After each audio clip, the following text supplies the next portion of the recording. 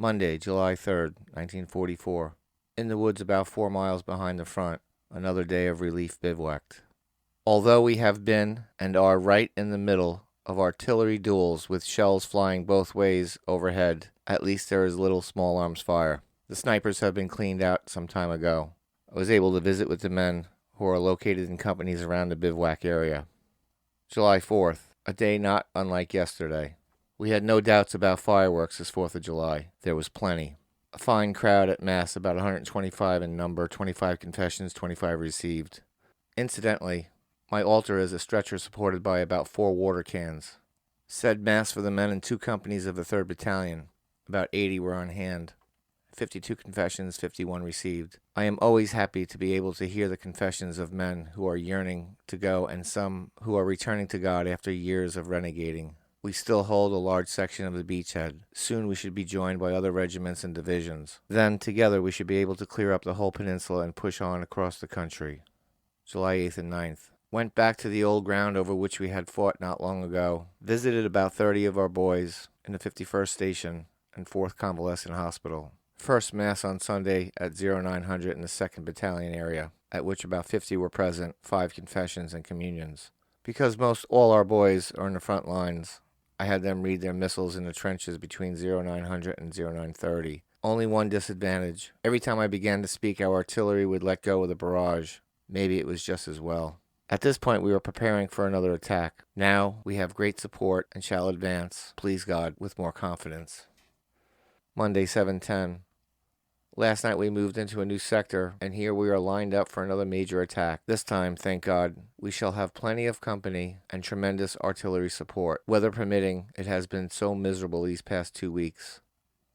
It was good to hear that a truce had been arranged with the Germans, during which the respective dead and wounded were retrieved. This is just what I attempted some weeks ago without success. Visited with many of the men today. Mass at 1800 hours in George Company. About 40 present, 6 confessions, 1 received. It was drizzling during the Mass and quite cold. Still, these admirable Catholic boys knelt in the rain and mud. God bless them and protect them. July 11th. A glorious day spiritually, thank God. With our big attack drawing near, I decided to say a second Mass in Red Battalion. About 210 men were present at 1600 hours. About 41 confessions and 196 received. It was a thrilling sight. By the way, the numbers of men at the sacraments of late have been tremendous. July 12th. Must make a note of this before I forget it. A wounded German prisoner we captured, a Hitler Youth. If the Fuhrer told you to dig a 10-foot hole, fill it with water, and jump into it, what would you do? He answered, I would obey. I believe in my leader, Fuhrer. How do you like that for faith, though fanatical, and a human being? Met with Father Jim Kenny this morning. They will be with us on the next major attack. God help us and make the enemy surrender, if it be thy will.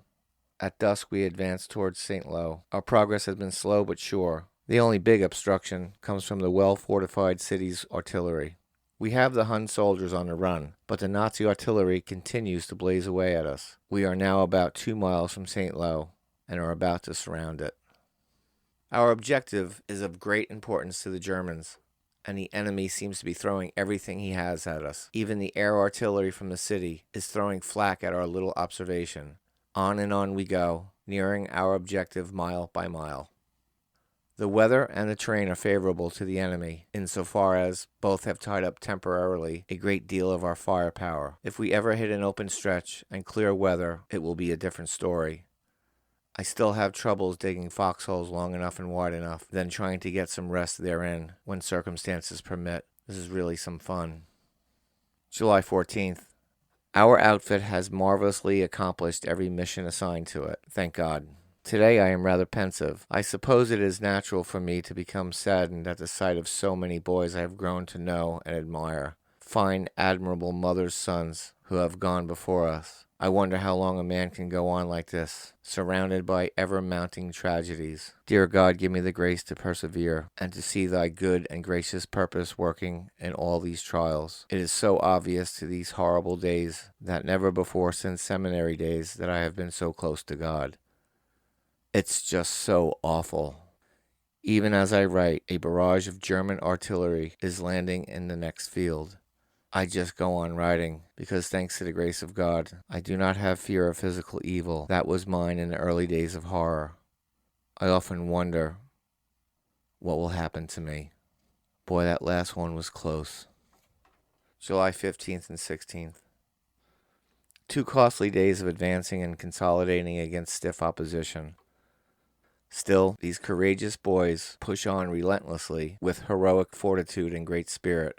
They are almost without exception praying harder than ever in their lives and then accomplishing with deep faith the tasks at hand. The enemy is so close and enjoying the temporary advantage of concealment and entrenchment that one can clearly hear both the report and blast of heavy artillery, especially in the latter. At 1600 hours, some 10 men crawled into the shelter of a barn, and there we offered Mass. The altar was made of 4 water cans for support and a stretcher for the table. The congregation was probably the smallest in a long, long time, but there was no doubt of their keen fervor and devotion.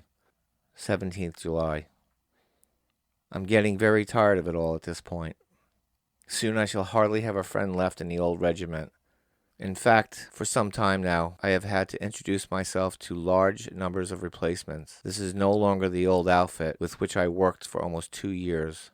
Not a very comforting situation. My nerves were beginning to jump again. The incessant whine of artillery shells from both sides, the sight of mangled dead and wounded, the departure of friends, etc., is enough to upset anyone. Of late I have become a first aid man as well as a chaplain. My opportunities for doing good continues, thank God, but I am becoming so very tired. It's impossible to relax and sleep. Death is everywhere and continually hovers about. Dear God, when will it all end? It is rumored that we shall have rest after the next objective. How I hope that it is true. What a nightmare and living hell this existence has become. Found a few copies of Signal, the Nazi official propaganda magazine. It is an excellent piece of diabolical work, including photostatic copies of every critical article appearing in our American press. Having been indoctrinated in such a manner for 4 years, no wonder these people and other German satellites are suspicious of Americans. July 19th. At the front lines this morning, the men are very tired and badly in need of real rest. Thank God the regiment is to be relieved today. We are to go back to a rest area before returning to the front. 44 days and nights we have spent on the front. It's about time. I'm so happy for the men. They deserve a break. We accomplished our second great task today in capturing St. Lo after bitter fighting. We are establishing quite a record. Our planes really strafed the enemy this afternoon. At about 2000 hours, the Jerry's returned a compliment with a vengeance. The enemy shot green flares right into our position, and the Nazi planes swooped down upon us. However, the raid was short and not very effective. Had Mass at 1900. 8 present. July 20th. At about 0400 under the cover of darkness, we were relieved finally and began the 6-mile march to the rear. We were treated to showers this morning and a good hot meal. Now for some clean clothes and relaxation. How good it will be to rest for a while. It is pouring rain as usual. We are bivouacked in a huge farm, evidently a prosperous French center in normal times. We had a meeting of all officers at 0900, where it was announced that this battalion has been called the cream of the division. Our last mission was so effectively accomplished that the Nazis retreated en route, enabling our other 2 regiments in the division to advance unmolested. Sunday, 7/23. I am so terribly tired at this time that I shall merely jot down the figures for the 4 masses, then write some comments later on. An average of 250 were at Mass conservatively, making the attendance at least 1,000. At 1500 hours, I took part in a memorial service in the division cemetery, general absolution during the day, and about 690 at communion. It was glorious spiritually. The ceremony at our division cemetery was most impressive. Some notes. The plots were beautifully arranged, and most adorned by the French with lovely flowers. The center is a prominent plaque reading something like this: "This cemetery is dedicated to our comrades of the 29th who have made the supreme sacrifice," etc. The commander of this Legion of Honor is Lieutenant Colonel William Terry, infantry. Colonel Terry was one of my best friends, a perfect gentleman and a leader. I wept when I learned of his death. The most impressive thing in the cemetery to me was the plaque presented by our French friends. It is a scroll at the foot of a lovely crucifix and reads, "In loving memory to our liberation. May their souls rest in peace."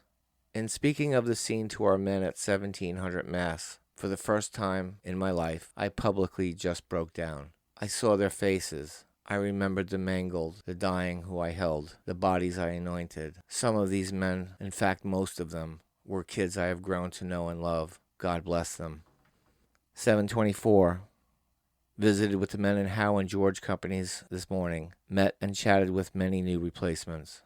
Our rest has been interrupted several times by Nazi air raids, and by now the presence of our own long tom guns, a 240mm cannon that fires a 350-pound shell about 20 miles. The earth quakes every time the big baby goes off. The gun is located only 2 fields from our present position. July 25th. Handled welfare cases this morning. About 5 similar cases were taken care of during the past week. My musette bag containing many personal articles has been missing since our last mission. I seem to have the worst luck with property. What a spectacle this morning. More than 1,800 of our heavy bombers passed overhead and blasted enemy territory. The ground vibrated even though most of the bombs were dropped about 8 to 10 miles from our present area. I saw 3 bombers shot down by the Nazis. An absolute tragedy, and yet not so bad all things considered. Only one plane that I saw of the huge Armada came down in flames. The other crew members were able to bail out. I was informed last night that the attack was coming. July 27th. A rather uneventful night when the Luftwaffe spoiled our rest with a raid. Many bombs were dropped, but there were no serious casualties in our area, thank God.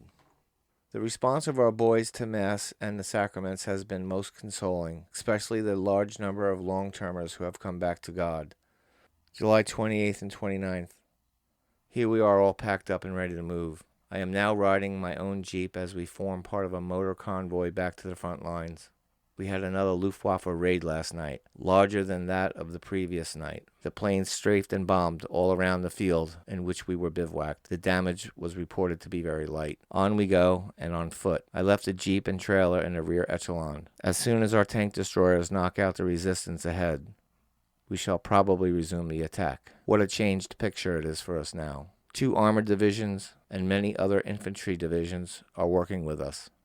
We really have the enemy retreating. He is going so fast that we have taken thousands of rounds of abandoned artillery and mortar shells. We must have covered at least 20 miles these past 2 days.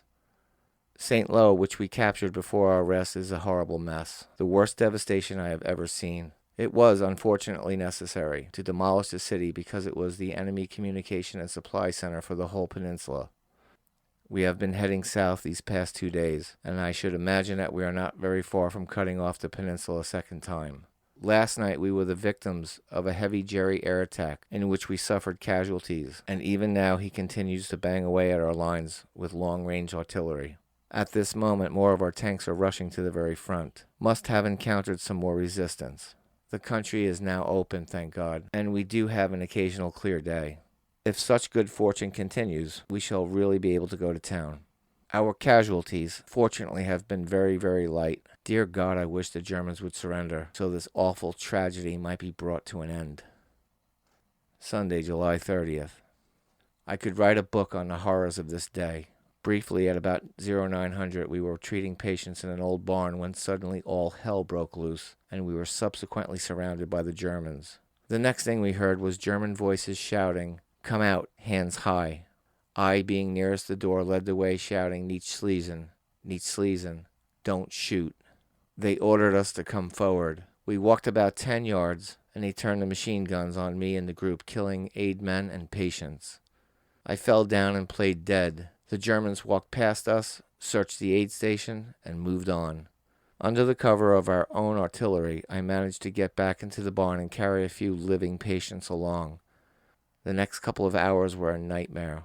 Still surrounded by the Germans, the guns of our own battalion and artillery, plus our planes began to rain shells and bombs, most of which fell all around us. I took a Red Cross flag wrapped it around the few living patients I was leading, and led the group through the enemy lines. Thanks be to God we were not shot at.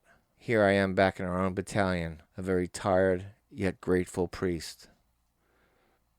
July 31st. We are with other divisions on a drive to completely cut off the peninsula. The trapped enemy is fighting bitterly to get out of the pocket, and he is succeeding, temporarily, to effect the drive. However, the opposition cannot possibly last much longer. I felt depressed today and was tempted to go back for a little rest after all these alarming experiences. Slept in a foxhole as usual. Still have to dig and dig. Enemy planes flew overhead again, they tell me. I slept so soundly I didn't even hear them. Stay tuned for part 4, coming soon. Feel free to like if you enjoyed, subscribe to be notified when part 4 is uploaded, and thank you for watching and learning of the absolute bravery and sacrifices of those who defended and gave all so we could live in freedom.